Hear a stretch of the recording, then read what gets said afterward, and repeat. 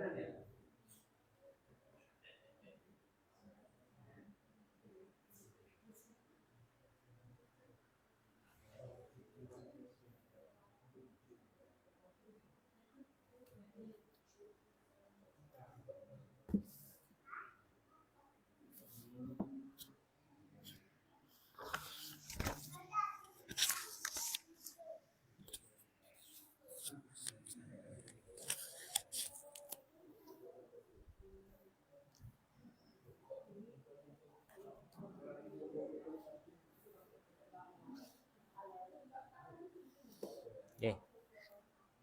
Bismillahirrahmanirrahim. Kita mulai, Pak. Assalamualaikum warahmatullahi wabarakatuh.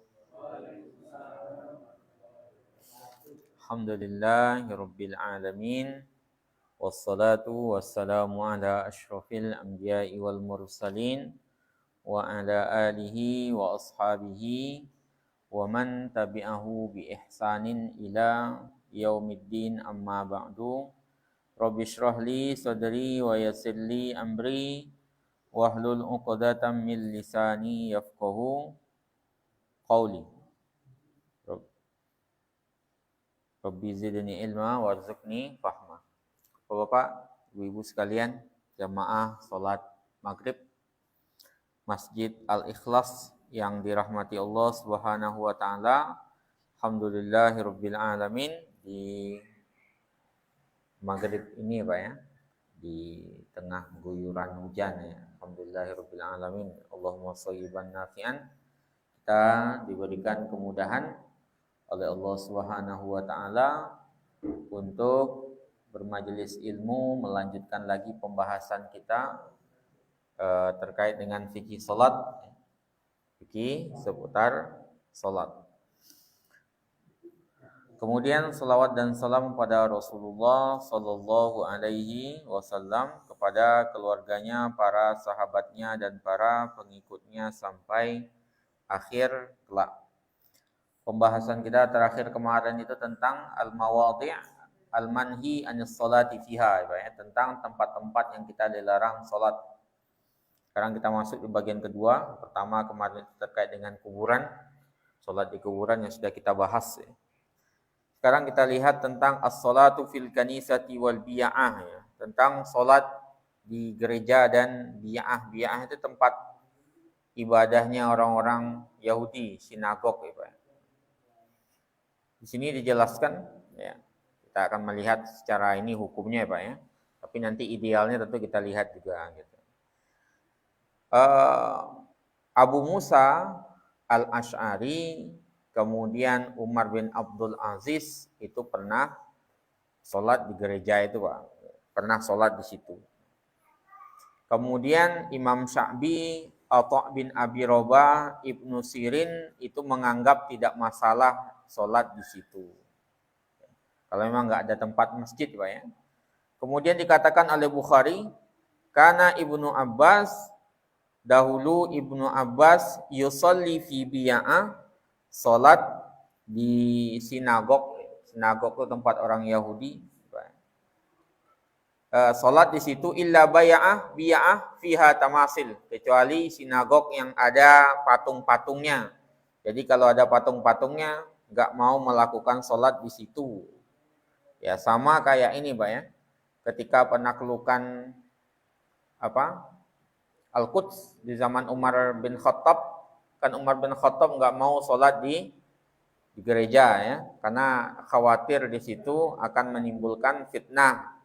Ya, itu artinya di tempat-tempat yang memang nggak ada masjidnya. Kalau ada masjid ya kita sholat di masjid. Nah. Kemudian Umar Ibnul Khattab itu pernah mendapatkan surat dari Bani Najran. Bani Najran itu aslinya adalah orang-orang Nasrani pada awalnya, kemudian mereka masuk Islam. Kemudian orang-orang Muslim Najran itu mengirim surat kepada Umar mengadukan mereka tidak mendapatkan tempat yang lebih bersih dan lebih layak untuk sholat dari sinagog ya, dari Bi'ah. Jadi Muslim Bani Najran mengirimi surat Umar bin Abdul Aziz, mereka tidak mendapati tempat yang paling bersih, lebih bersih untuk sholat daripada sinagog itu. Masjid nggak ada ya Pak ya. Ini berbeda dengan kalau seandainya kita masjid ada, jangan kita milih yang lain gitu. Ini kalau seandainya nggak ada tempat sholat kecuali masjid atau bi'ah. Bi'ah itu sinagog itu. Nah. Kemudian apa kata Umar? Imdohuha bima'in wasidrin. Kamu percik-percikan air, campuran air dengan sidr di situ. Wasallu fiha. Kemudian sholatlah di situ. Ya, sholatlah di situ. Jadi itu pandangan secara umum ya Pak. Jadi secara umum kalau seandainya tidak ada masjid, ya maka ada beberapa riwayat menjelaskan Abu Musa al-Asy'ari, Umar bin Abdul Aziz itu pernah sholat di apa Pak? Di gereja itu. Ya. Kemudian Imam Sya'bi atau Ibnu Sirin membolehkan sholat di situ. Itu ketika memang nggak ada tempat masjid Pak ya. Nggak ada tempat yang layak. Ibnu Abbas pernah sholat di sinagog yang nggak ada patungnya. Itu beberapa pandangan ulama. Cuman dalam mazhab Hanafi, dalam mazhab Syafi'i itu dimakruhkan untuk sholat di situ secara mutlak, dimakruhkan ya, dimakruhkan baik nggak ada tempat sholat maupun ada nggak dimakruhkan sama mereka. Karena kita sebagai seorang muslim itu kan bisa sholat di mana saja ya Pak ya. Ju'ilat li al-ardu masjidan wa tahuran. Dijadikan bagiku seluruh ya bumi itu sebagai masjid dan bisa untuk bersuci. Cuman kalau kita dapati di beberapa negara misalnya Pak ya, seperti itu ya kita mengetahui dasar mereka kira-kira begitu ya Pak ya.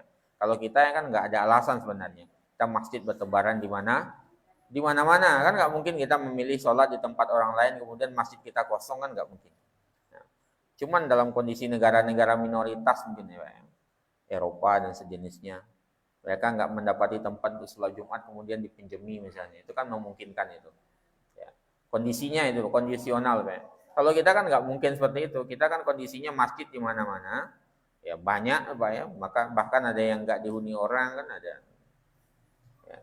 Itu secara hukum seperti itu, Pak. Kemudian yang berikutnya adalah as-sholatu fil mazbalah, sholat di tempat sampah. Ya. Wal majzarah, tempat penyembelihan jagal Pak ya, tempat jagal. Wa qari'atut thariq, perempatan jalan ya, atau wa a'tanil ibil, atau tempat kandangnya onta. Wal hammam, sarangnya sammam itu berarti kamar mandi. Wa fawqal ka'bah, di atas Ka'bah. Jadi itu ada larangannya. Jadi sholat di tempat sampah, sholat di tempat penyembelihan, sholat di perempatan jalan, sholat di kandang onta, sholat di toilet, sholat di atas Ka'bah itu termasuk yang terlarang. Pak ya, ada hadisnya. Hadis dari Zaid bin Jubairah bin Jabirah, dari Daud bin Husain dari Ibnu Umar, Nabi mengatakan, Nabi SAW naha, melarang an yusalla untuk salat fi sab'ati mawatin, di 7 tempat yang dilarang itu. Fil mazbala, di tempat sampah. Wal majzarah, dilarang salat di tempat penyembelihan. Wal makbarah, dilarang sholat di kuburan. Seperti yang kita bahas itu. Ya, wa qari'atit thariq, perempatan jalan. Wa fil hammam, di kamar mandi atau di toilet. Wa fi a'tanil ibil, di kandangnya onta. Wa fawqa dhahri baitillah, kemudian di atas Ka'bah. Ya. Kita di depan Ka'bah susah, apalagi mau naik ke atas Ka'bah itu ngapain juga gitu ya. Depan Ka'bah susah. Nah, Ka'bah aja kita susah. Diriwayatkan oleh Ibnu Majah, Abdun bin Humaid wa Turmuzi, dan mengatakan pensanadannya laisa biqawi. Nah, hadis ini tidak begitu kuat, cuman bisa dilihat ilatnya. Kalau ilat di tempat penyembelihan dan tempat sampah itu Pak, karena dia menjadi tempat najis. Kalau tempat sampah jelas itu ya Pak ya. Itu kan banyak, kita nggak tahu ada najis di situ. Banyak najis lah namanya juga tempat sampah. Kalau penyembelihan darah-darah itu ya, sebelumnya kita sudah membahas darah itu adalah najis, nggak mungkin kita sholat di situ ya. Maka diharamkan sholat di situ min wairi ha'il kalau seandainya tanpa alas. Kalau pakai alas itu dimakruhkan oleh jumhur ulama ya. Jadi kalau nggak pakai alas, sepakat para ulama nggak boleh sholat di tempat sampah dan tempat penyembelihan. Kalau ada alasnya dimakruhkan oleh jumhur ulama, cuman Imam Ahmad dan Ahlul Zahir tetap haram. Jadi mau pakai alas mau enggak, kalau menurut Imam Ahmad Ahlul Zahir hukumnya haram, Pak. Tapi kalau pakai alas menurut jumhur itu masih makruh lah, sampai makruh hukumnya. Ya, cuman jumhur kalau nggak pakai alas sama sekali itu sepakat mereka haram. Ya. Sedangkan kenapa dilarang kita sholat di tempat kandangnya onta? Karena ada riwayat sebelumnya pernah kita bahas tempat sarangnya jin di situ. Ya. Kalau kandang kambing kan dibolehkan kemarin waktu itu. Kalau jin ya kandangnya onta itu dianggap sebagai sarangnya jin. Ya, sarangnya jin. Allahu a'lam itu pendalilannya, Pak, logikanya. Tapi secara hadis begitu, dalam hadis dikatakan dia menjadi sarangnya jin. Kemudian kenapa kita ya dilarang sholat di qari'atut thariq, di perempatan jalan atau tempat orang berlalu lalang. Kenapa? Karena akan mengganggu ya, orang lewat, akan mengganggu kita ya Pak ya. Kita juga menghalangi orang lewat di situ, kita juga susah khusyuknya. Ya, kita susah khusyuknya. Kalau kita sholat di orang lalu lalang Pak, depan kita itu kan mengganggu sekali ya. Nah, nanti akan kita bahas juga masalah sutroh ya. Sutroh itu artinya apa? Pembatas ya. Kita sholat. Sedangkan terkait dengan sholat di punggung Ka'bah, di atas Ka'bah itu tadi kita bahas, karena kita diperintahkan untuk sholat menghadap ke, bukan sholat di atasnya gitu ya. Kita kan diperintahkan menghadap ke fawalli wajhaka syatrul masjidil haram, ke arah Masjidil Haram. Di dalam Masjidil Haram ada Ka'bah. Kita kan diperintahkan mengarahkan, bukan di atasnya. Maka sholat di atasnya dilarang. Kalau di dalamnya boleh Pak. Sebelumnya pernah kita bahas sepertinya. Oh, bagian selanjutnya. Dibolehkan sholat dalam Ka'bah itu. Rasulullah pernah sholat dalam Ka'bah di antara tiang-tiang Ka'bah itu. Ya. Jadi kalau kita diizinkan kemudian oleh Allah Ta'ala masuk Ka'bah misalnya. Seperti para pemimpin biasanya Pak ya. Presiden-presiden kan dikasih kunci biasanya masuk Ka'bah itu. Ya, dibukakan pintunya, kita bisa sholat di antara dua tiangnya. Kan ada beberapa tiang dalam Ka'bah itu. Itu bisa sholat di antara tiang-tiangnya itu. Nah, kemanapun arahnya silahkan. Kemanapun arahnya silahkan. Sekarang kita bahas masalah sholat dalam Ka'bah. Ini yang tadi kita bilang. Sholat dalam Ka'bah itu hukumnya sah. Tidak ada perbedaan sama sekali mau sholat wajib maupun sholat sunnah hukumnya sah. Hukumnya sama. Karena kalau kita dikasih kesempatan oleh Allah Ta'ala misalnya, ya kita berharap yang semuanya bisa ya Pak. Bisa di depan Ka'bahnya, kemudian kalau diizinkan bisa masuk dalam Ka'bah. Kalau di atas jangan tadi Pak, enggak usah. Nah, dari Ibnu Umar radhiyallahu an mengatakan dakhala Rasulullah sallallahu alaihi wasallam baita, Rasulullah masuk ke Ka'bah wa Usamah bin Zaid ya, bersama dengan Usamah bin Zaid, kemudian ada Bilal, kemudian ada Utsman bin Thalhah. Kemudian pintunya ditutup setelah itu. Jadi Rasulullah masuk ke dalam Ka'bah bersama siapa Pak? Ada Rasulullah, ada Usamah bin Zaid, ada Bilal bin Rabah, ada Utsman bin Thalhah. Berempat berlima dengan Rasulullah, pintunya ditutup. Setelah itu dikunci sama Rasulullah. Kemudian ketika selesai ya, kemudian keluar mereka, kemudian ditanya sama Ibnu Umar, Bilal, ditanya sama Bilal, hal sholat Rasulullah, tadi Rasulullah sholat enggak di dalam Ka'bah itu? Kata Bilal, iya. Ya, na'am, bainal amudaini yamaniyaini ya, di antara dua tiang Yamani, Pak. Kan ada arah-arahnya itu. Nah, yang Yamani itu diriwayatkan oleh Ahmad dan Syekhain. Itu menunjukkan kepada kita bolehnya sholat di dalam Ka'bah. Bahkan kita menghadap arah manapun itu silahkan Pak. Nanti menghadap ke dinding-dinding Ka'bah itu. Kemudian sekarang kita masuk ke pembahasan selanjutnya Pak tentang as-sutroh amamal musalli. Tentang hukum sutroh. Sutroh itu pembatas. Pembatas Pak. Sutroh di depan orang sholat.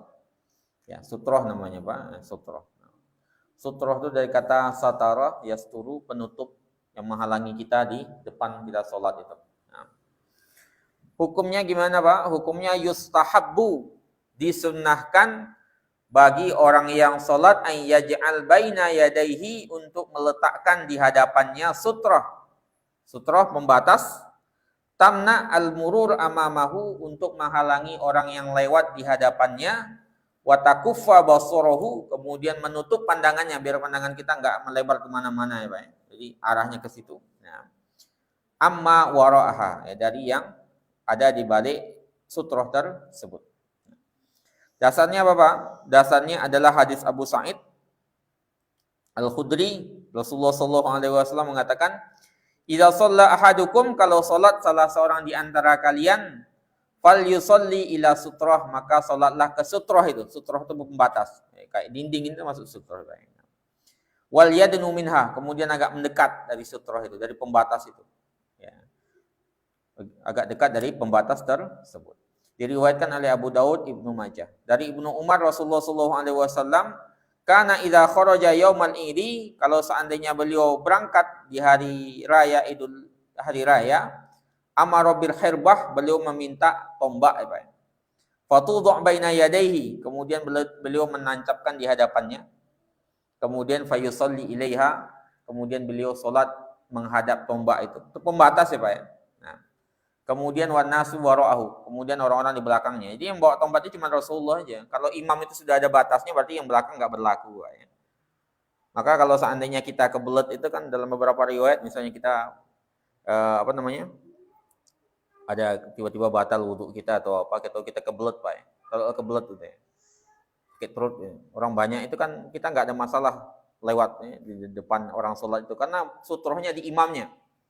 Nanti kita akan bahas itu. Sutrohnya ada di imamnya. Beda dengan sholat sendirian. Kalau sendirian nggak boleh kita lewat di hadapan orang sholat itu. Kalau udah ada imamnya, ya sutrohnya imam itu. Makanya Rasulullah sendirian aja. Yang lain nggak pakai tombak. Pakai tombak Rasulullah sebagai pembatas. Nanti sebagai batasan itu apa saja nanti kita lihat Pak. Nggak selalu harus tombak itu. Ya. Bisa jadi garis saja udah bisa itu. Nanti kita lihat dasarnya Pak. Nah. Jadi mana tadi itu Pak? Ya itu yang dilakukan Rasulullah ya Pak ya. Kemudian beliau sholat padanya dan orang-orang di belakangnya. Nah. Kemudian wa kana yaf'al dzalika fis safar.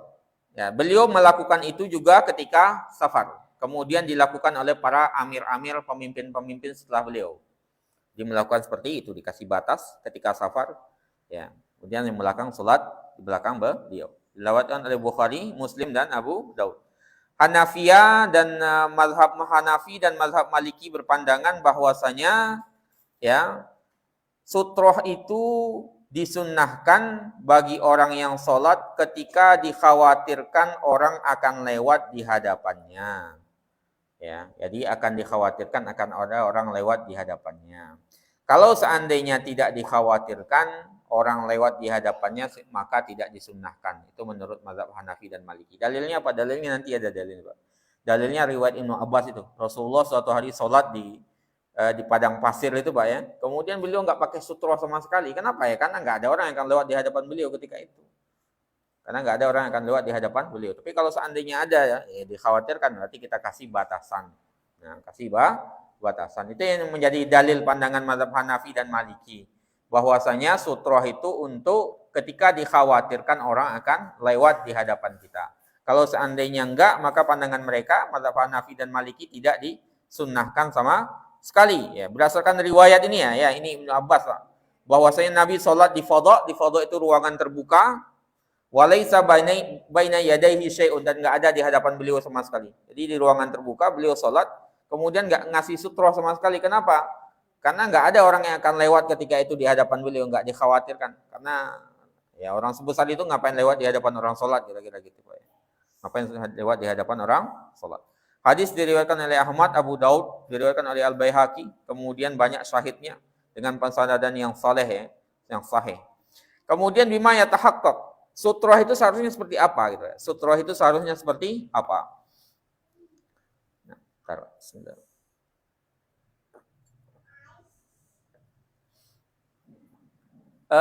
Sutroh itu bisa dikatakan sutroh, ya, itu dengan segala sesuatu yang ditegakkan, yang diberdirikan, ya, oleh orang yang sholat di hadapannya. Walaupun cuman walau kana nihayata farashihi, walaupun cuman alas sajadahnya itu, Pak. Makanya Syekh bin Baz itu termasuk beliau berpandangan, ya, ujung sajadah itu sebenarnya sudah sutroh itu. Ya, kalau udah ada orang sajadah kan nggak mungkin kita lewat di atas sajadahnya itu, Pak, ya. Nah, secara logika juga begitu. Kata beliau, ujung sajadah itu sudah bisa dikatakan sebagai sutroh itu sendiri. Walaupun sebagian mengatakan harus berdiri tegak gitu, Pak, ya. Cuman batas minimalisnya itu dengan garis sutroh itu, garisnya sajadah itu sudah dianggap sebagai bagian dari sutroh itu sendiri. Nanti akan ada dalilnya juga, ya, Pak, ya. Dari Sobroh bin Ma'bad berkata, qala Rasulullah sallallahu alaihi wasallam, idza shalla ahadukum, kalau salat salah seorang di antara kalian, falyastatir, maka buatlah sutroh li salatihi, untuk salatnya, walau bisahmin, walaupun dengan saham, satu anak panah. Ya, kalau kita bisa kalau seandainya orang rame, Pak, kita kasih batasan lah dengan tas kita. Misalnya orang lalu lalang gitu, ya. Orang rame, misalnya kita sholat di masjid, rame orang bolak-balik, kita kasih batas dengan tas itu. Minimal orang tahu kita lagi sholat. Kalau ada sajadah itu sebenarnya sudah bisa untuk dilakukan. Tapi kalau seandainya nggak terhalang juga orang sajadah, kasih yang agak lebih tinggi daripada itu. Tas, peci, dan sejenisnya itu, Pak, ya. Itu bisa. Diriwayatkan oleh Imam Ahmad dan Hakim, kemudian dikatakan sahih sesuai dengan syarat Muslim, ya.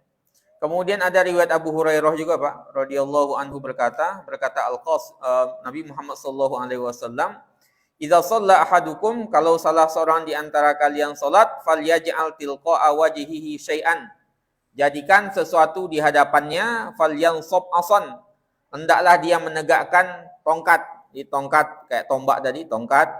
Fa illam yakun ma'ahu asan, kalau enggak ada tongkat, falyakhut khuttan, kalau enggak ada tongkat maka buat garis depannya, Pak. Nah, garis itulah yang dianggap ini, kayak ini kan sudah dianggap garis ini.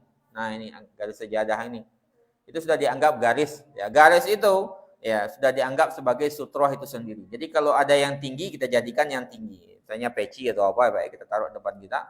Tapi kalau enggak ada peci, enggak ada yang tinggi, ya kita mencari-cari enggak ada, misalnya enggak ada tas, maka kita cukup dengan falyakhut khuttan, maka cukup dia membuat garis di depan itu. Nah, garis ini yang sajadah itu yang para ulama menjelaskan itu, ya.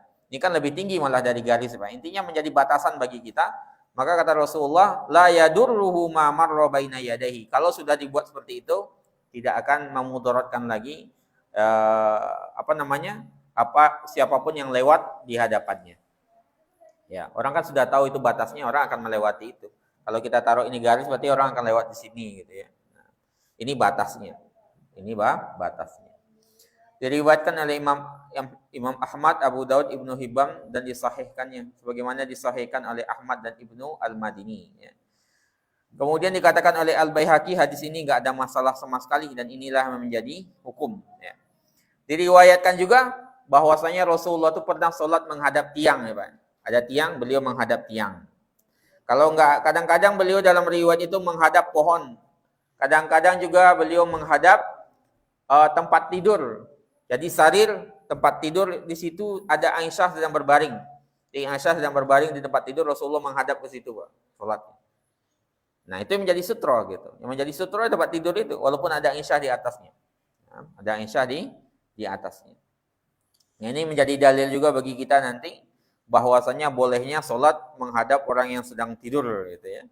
Nah, kalau ada dalil yang mengatakan nggak boleh, itu dalil yang tidak sahih, gitu kata Syekh Said Sabiq. Nah, kemudian beliau juga pernah menghadap ontanya, jadi ontanya menjadi pembatas bagi beliau ketika sholat. Itu juga ada riwayat yang menjelaskan hal tersebut. Nah, yang menjelaskan hal tersebut.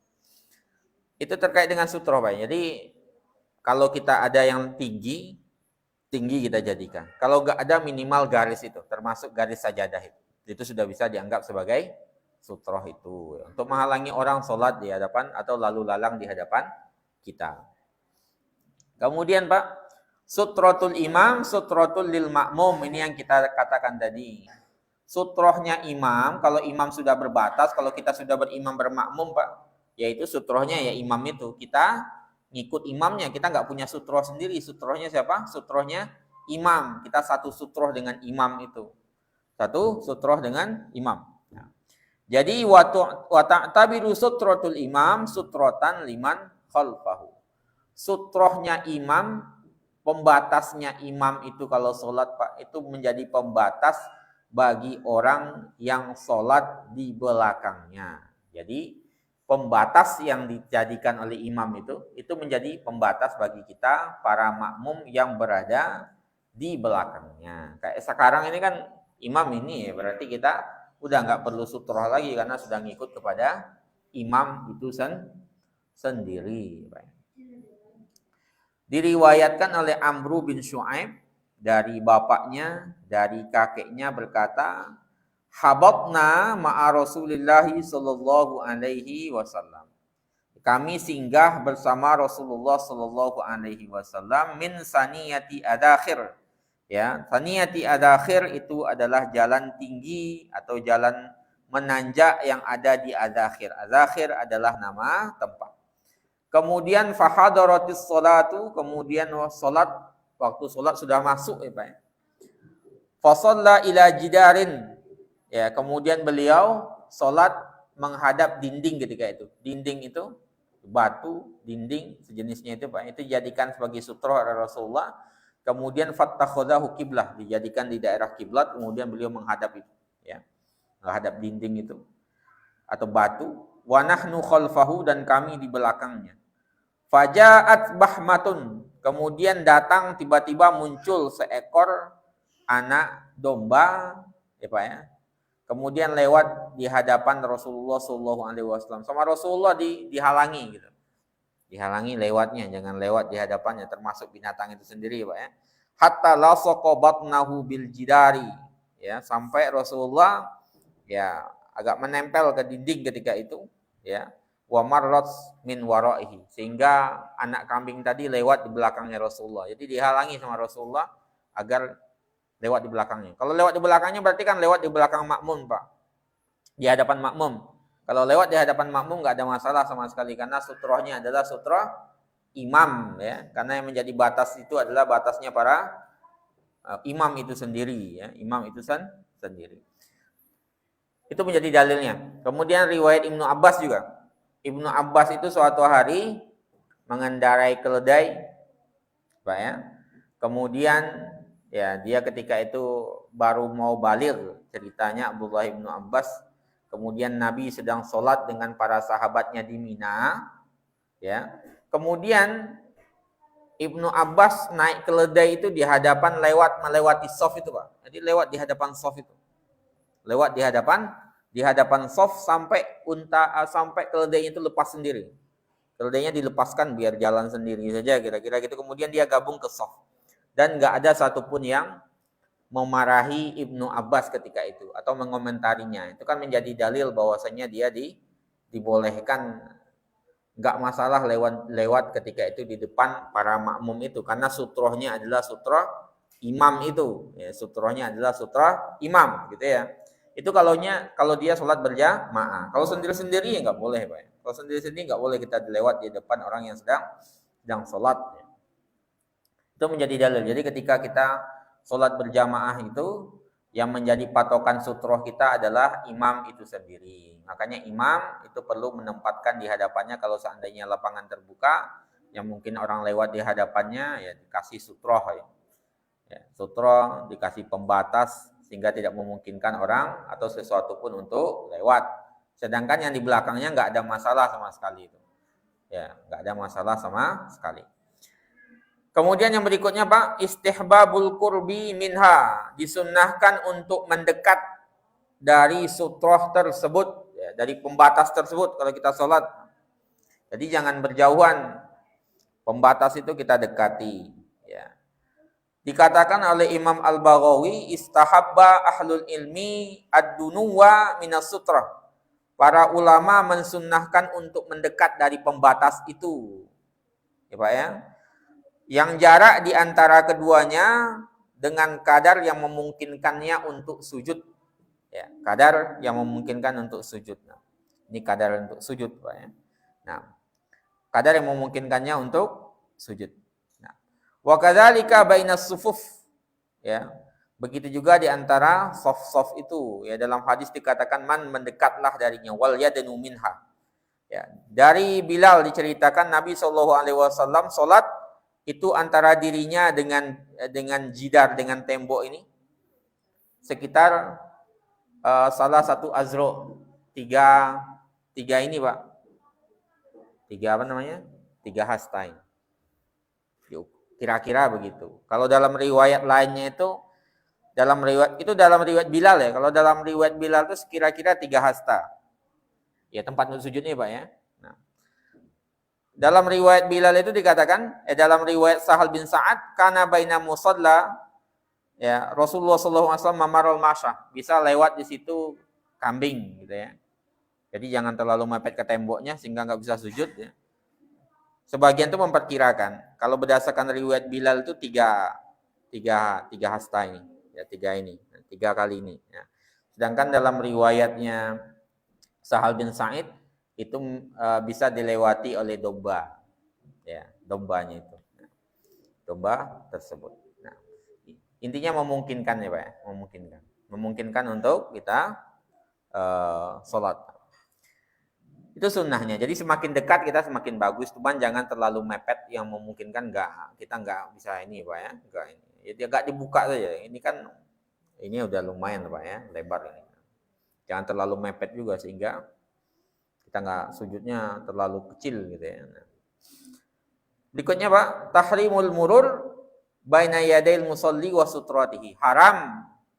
Diharamkan lewat di hadapan orang sholat dan sutrohnya. Jadi kalau sudah ada sutrohnya Pak, ya jangan kita lewat. Beda dengan kondisi kalau bermakmum tadi, ya. Kalau berimam, imam jadi sutrohnya. Tapi kalau kita sendiri-sendiri, jangan kita sengaja lewat di hadapan orang sholat. Nah, jadi memang hadis-hadis menunjukkan haramnya lewat di hadapan orang sholat dan sutroh yang sudah dibuat. Bahkan dalam riwayat itu dianggap sebagai dosa besar, Pak. Dianggap sebagai dosa besar. Sengaja kita lewat di hadapan orang sholat.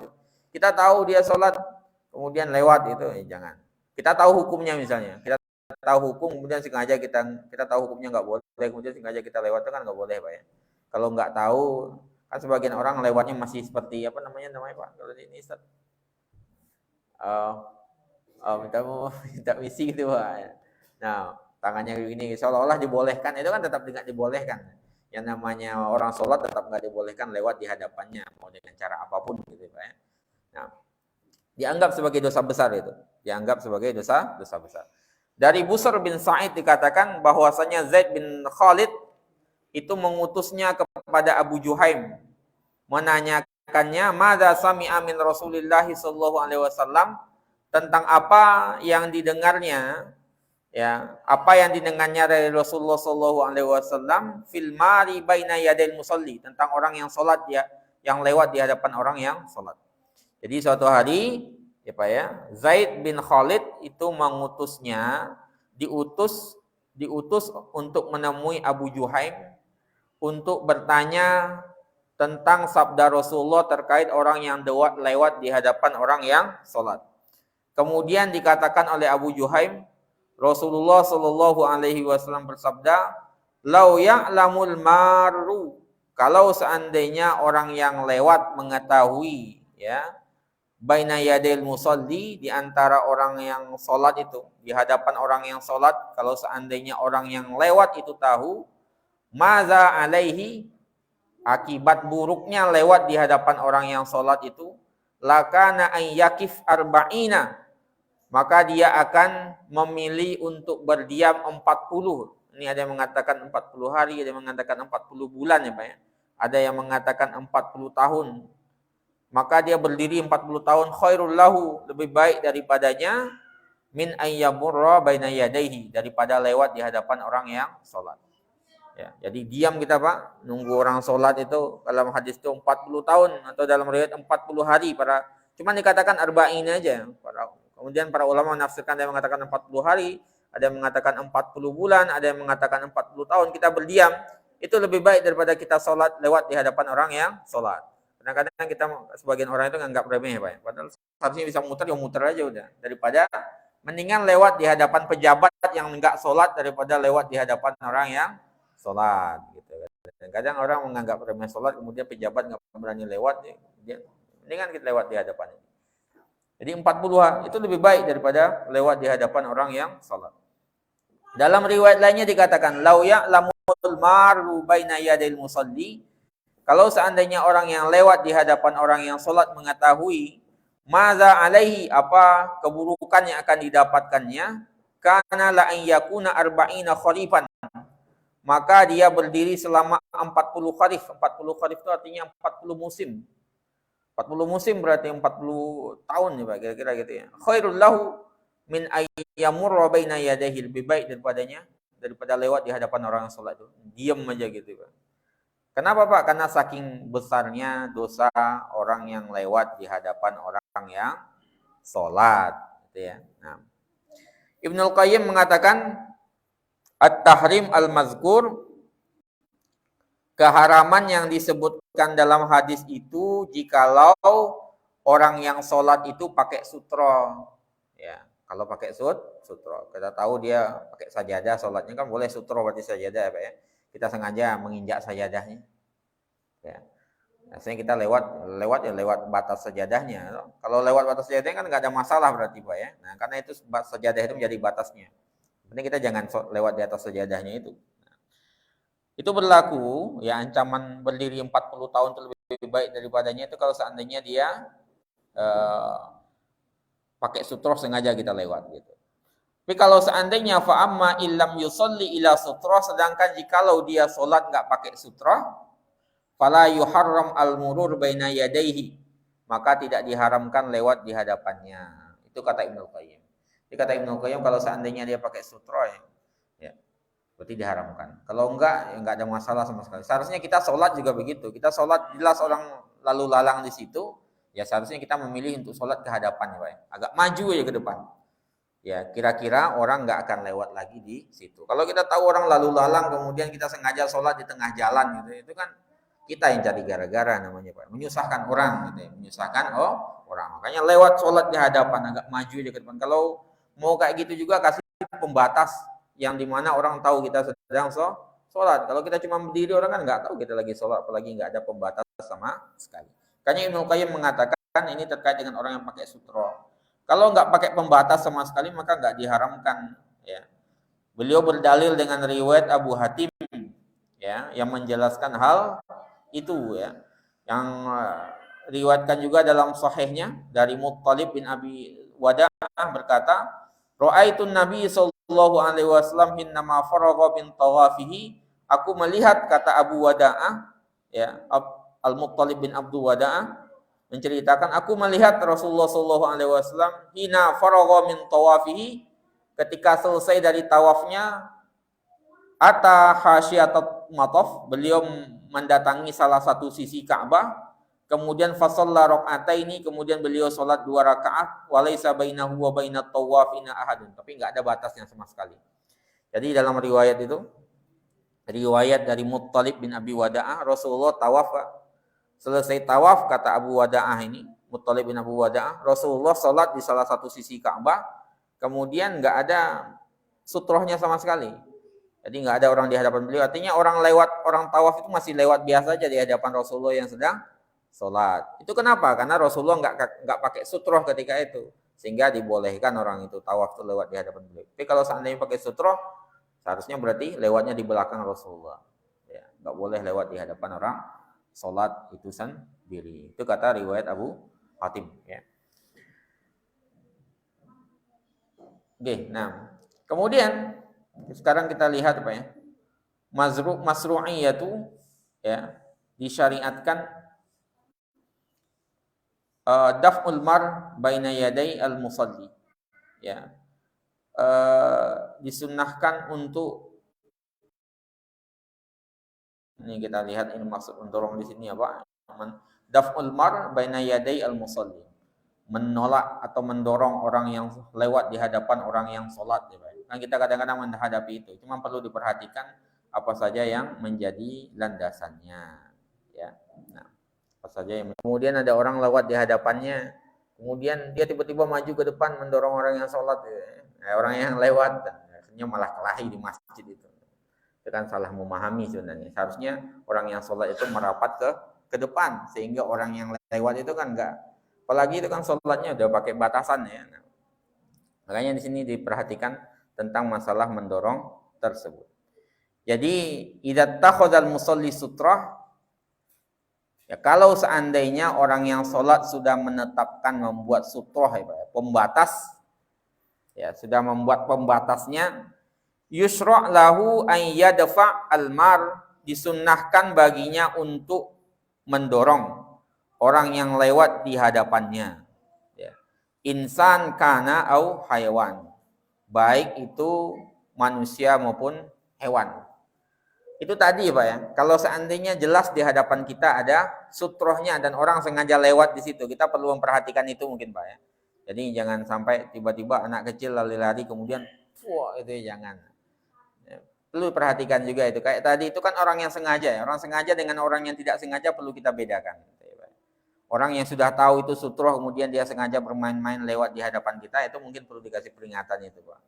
Tapi kalau seandainya yang enggak, itu perlu orang yang enggak tahu kita lagi sholat di situ, ya gara-gara memang rame sejenisnya, itu perlu diperhatikan. Tapi memang syariat untuk mendorong itu ada ketika orang yang sengaja, kita jelas sudah kasih batasan Pak. Ini batas kita di sini, kemudian dia bisa lewat ke sana ke sini sengaja lewat di hadapan kita, ya itu perlu diperhatikan. Itu baru bisa didorong. Baik manusia maupun hewan. Kalau hewan tadi seperti Rasulullah sholat dengan para sahabat, kemudian tiba-tiba lewat anak domba sama Rasulullah di mendekat ke dinding itu sehingga anak kambing itu lewat di belakang Rasulullah dan di belakang ada jamaah, kan itu yang tadi kita jelaskan, selama imamnya pakai sutroh lewat di depan jamaah nggak ada masalah sama sekali ya. Tapi intinya nggak boleh sesuatu pun lewat di hadapan itu ya. Amma idza kana al-murur, sedangkan jika lo lewat di hadapan di luar sutroh, ini batasnya misalnya. Ini batasnya Pak ya. Kemudian orang lewat di hadapan ini ya nggak boleh lagi kita dorong itu. Karena batasnya ini berarti. Ya, batasnya ini. Makanya kita jelaskan batas kita sholat itu apa. Kalau seandainya nggak ada ini, kita di ruangan terbuka misalnya Pak di lapangan, ya kasih batasnya tas kita atau peci kita sehingga orang tahu itu batas sholat kita. Orang lewat di hadapan peci, di hadapan peci, di belakang peci dan sejenisnya itu tas itu nggak ada masalah lagi. Jangan kita dorong lagi gitu. Kalau enggak kita maju ke depan jelas, menjadikan dinding ini sebagai pembatas sholat kita. Nah, tapi kalau seandainya di luar itu ya tidak boleh kita mendorong atau membahayakan orang yang lewat. Ya, membahayakan orang yang lewat. Abu Sa'id Al-Khudri punya cerita seperti itu Pak. Suatu hari Abu Sa'id Al-Khudri itu sholat Jumat, ya dia sholat sunnah begini. Sepertinya sholat sunnah kemudian pakai sutroh. Kemudian lewat seorang pemuda dari Bani Abu Mu'aid, ini orang Quraisy. Dia mau lewat, sengaja dia mencari jalan, nggak ada jalan di situ. Kemudian dia sengaja lewat, kemudian didorong sama Abu Sa'id. Yang didorong lehernya, push gitu. Kemudian dia bingung mungkin Pak, di lehernya gitu. Cari jalan nggak ada, dia mau lewat lagi sama Abu Sa'id Al-Khudri, didorong lagi gitu. Sampai 3 kali, akhirnya pemuda yang dari Quraisy tadi marah-marah gitu, misu-misu ya. Sampai selesai sholat itu, kemudian diadukan kepada Marwan bin Abdul Hakam, khalifah ketika itu, ya gubernur ketika itu. Ditanya, apa yang kau lakukan kepada keponakanmu, anak saudaramu gitu, orang Quraisy gitu ya, sahabatmu, anak sahabatmu.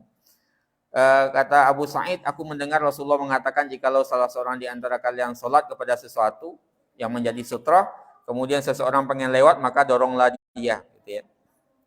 Kalau nggak mau juga, falyuqatilhu, ajak berkelahilah dengannya gitu kan. Fa innahu wa syaitan. Tapi yang menjadi inti tadi itu ya Pak, kita perlu memperhatikan kondisi orangnya yang mau lewat itu ya. Kalau nggak tahu sama sekali sengaja ya berarti kita baru, kalau nggak ya jangan. Dan kita juga yang sholat harus pakai sutroh sehingga jelas batasannya. Kemudian yang terakhir Pak yang kita bahas di maghrib kali ini, ya, tidak ada sesuatu pun yang bisa memutus sholat kita. Jadi kalau seandainya lewat seseorang di hadapan kita, bukan berarti sholat kita terputus ya, enggak gitu ya. Dalam para ulama, ya, Ali bin Abi Thalib, Utsman bin Affan, Ibnu Musayyib, Sya'bi, Malik, Syafi'i, Sufyan Ats-Tsauri dan mazhab Hanafi berpandangan bahwa bahwasanya solat tidak diputus oleh apapun. Ya, berdasarkan riwayat dari Abu Daud dan Abu Wadda berkata tentang pemuda tadi Pak, riwayat Abu Sa'id Al-Khudri yang mendorong pemuda tadi. Kemudian ya dikatakan setelah itu oleh Abu Sa'id, solat itu enggak diputus oleh apapun. Akan tetapi Rasulullah mengatakan, doronglah dia semampu kalian karena dia adalah setan itu. Maka gerakan itu karena dianggap mendorong setan itu, tapi bukan membatalkan solat gitu ya. Jadi paling pokok bagi kita di sini Pak ya. Pertama itu sutroh itu idealnya ada sesuatu yang berdiri, tegak dia Pak. Kalau nggak memungkinkan maka garis termasuk garis sajadah tersebut ya.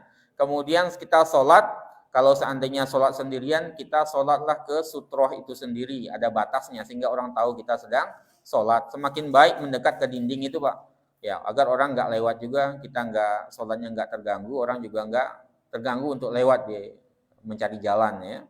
Kalau seandainya kita berjamaah maka sutrohnya adalah imam.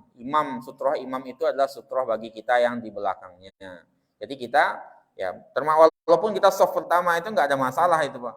Soft pertama kalau nggak pakai sutroh itu nggak ada masalah karena sudah selesai dengan sutrohnya imam. Makanya imam ya harus pakai sutroh itu sendiri. Kalau seandainya ada yang lewat di hadapan orang soft pertama misalnya kemudian berdiri di samping imam, kan nggak ada masalah berarti ketika itu. Ya, ketika itu.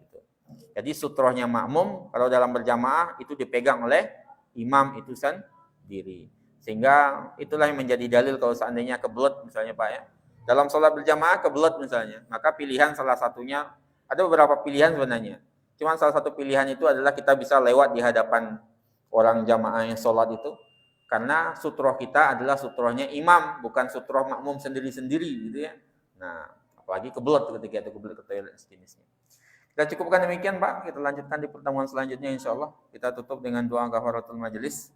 Subhanakallahumma wa bihamdika asyhadu an la ilaha illa anta astaghfiruka wa atubu ilaik. Assalamualaikum warahmatullahi wabarakatuh.